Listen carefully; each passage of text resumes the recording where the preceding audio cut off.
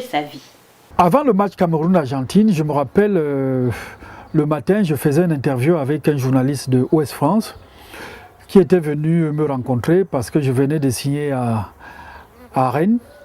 Donc je discutais avec lui, on faisait l'interview tranquillement quand j'ai eu une montée de température. J'ai commencé à trembloter. Et il s'est rendu compte que quand je parlais, ma voix tremblait et que je commençais à avoir un peu de température. On a arrêté, il m'a dit qu'est-ce qui se passe. Je dis que je pense que c'est la pression du match qui commence. Donc on a arrêté tout de suite, je suis allé dans la chambre, aller me reposer une demi-heure. Et je suis revenu et effectivement la pression est montée et descendue. Nous avons mangé, nous sommes partis au stade, on s'est habillé normalement. On a préparé notre match comme il le fallait, les préparations d'avant-match avec les consignes des entraîneurs dans les vestiaires. Nous sommes allés dans l'espace réservé à l'échauffement qui était réservé pour les deux équipes. Donc on a trouvé les Argentins qui étaient arrivés les premiers. Et nous sommes arrivés avec nos cris de guerre, les chants qui nous accompagnaient toujours dans ces moments de préparation. Et les Argentins nous ont un peu supportés et quand Maradona est arrivé, il les a demandé de partir. Donc en ce moment-là, on s'est rendu compte qu'on avait déjà gagné la première bataille. Donc l'espace de l'échauffement était resté que pour l'équipe du Cameroun. Donc nous sommes arrivés sur le terrain et pendant les hymnes et tout ça, donc vous imaginez un peu comme tout athlète, quelqu'un qui représente son pays, on savait qu'on avait non seulement les Camerounais, qu'on avait aussi toute l'Afrique qui était derrière nous. Moi personnellement, je n'ai pas vu les jonglages de Diego Maradona d'avant-match qui étaient là pour impressionner les spectateurs et les téléspectateurs. Moi j'étais focalisé dans mon match. Je savais que le chef de l'État était dans les tribunes, mais je n'ai pas su dans quelle tribune il se trouvait. J'étais vraiment dans mon match. Et le match a commencé sans aucun problème. Donc nous nous sommes rendus compte que cette équipe de l'Argentine était prenable parce qu'ils n'arrivaient pas à développer leur jeu, parce que nous avons 2 ou 3 actions qui nous ont mis en confiance. Et le bloc équipe est monté petit à petit. Chacun du côté gauche à Makanaki, du côté droit les arrêts de Thomas Nkono nous ont permis de retrouver la confiance et de nous libérer. Et effectivement, nous avons pu faire terminer cette équipe en échec jusqu'à la mi-temps. En deuxième mi-temps, effectivement, nous nous sommes rendus compte qu'on avait les capacités pour aller plus loin.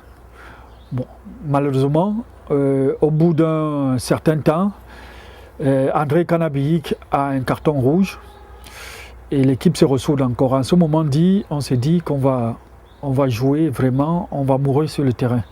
D'autant que ce groupe avait un état d'esprit extraordinaire et le groupe savait où aller, qu'est-ce qu'elle voulait, comment faire pour avoir ce qu'il voulait. Et quand vous marquez le fameux coup de tête, comment vous vous sentez? Est-ce que vous réalisez que vous venez comme ça de marquer l'histoire du football africain? Avant ce but contre l'Argentine, il y a d'abord des événements avant. Donc il y a le carton rouge. Donc les entraîneurs décident de sortir un milieu offensif pour mettre un milieu défensif parce que on s'est dit à 10 contre 11 maintenant ça va être de plus en plus difficile. Qui ont choisi de sortir, c'est Louis-Paul Fédé qui était prévu de tirer le coup franc qui amène le but. Donc il sort, Libi Thomas rentre et Emmanuel Koundé prend position pour tirer le coup franc. Il est droitier et il prend position pour tirer du pied gauche. Moi, je lui fais signe d'aller au premier poteau, mais au moment où il tire, Makanaki me devance, il va au premier poteau. Le ballon est dévié au premier poteau, donc il prend de la hauteur et moi je viens au deuxième poteau pour aller le chercher. Effectivement, je joue de la tête, mais je peux vous dire que ce n'est pas le plus beau but de la tête que j'ai marqué dans ma carrière, mais c'est sûrement le plus important de ma carrière. Donc but, faute de main de Pompidou. Et là, tout éclate. Je cours, je ne sais pas comment fêter. Je me rappelle, je pense qu'un des premiers d'ailleurs à venir tomber sur moi, c'était Mabouan Kessa qui était au banc de touche, qui est venu. Il était le premier à rentrer sur le terrain et il y avait les autres qui arrivaient. Vous imaginez, vous êtes par terre, il y a Emmanuel Koundé qui fait 90 kg, Benjamin Massing qui fait 90 kg, Jules Denis Onana qui fait 85 kg. Donc tous ces joueurs-là qui sont au-dessus de vue. Et le plus important pour vous, c'est pas de fêter, c'est sûrement qu'on puisse vous libérer pour pouvoir respirer parce que c'était pas facile pour moi d'être là-haut.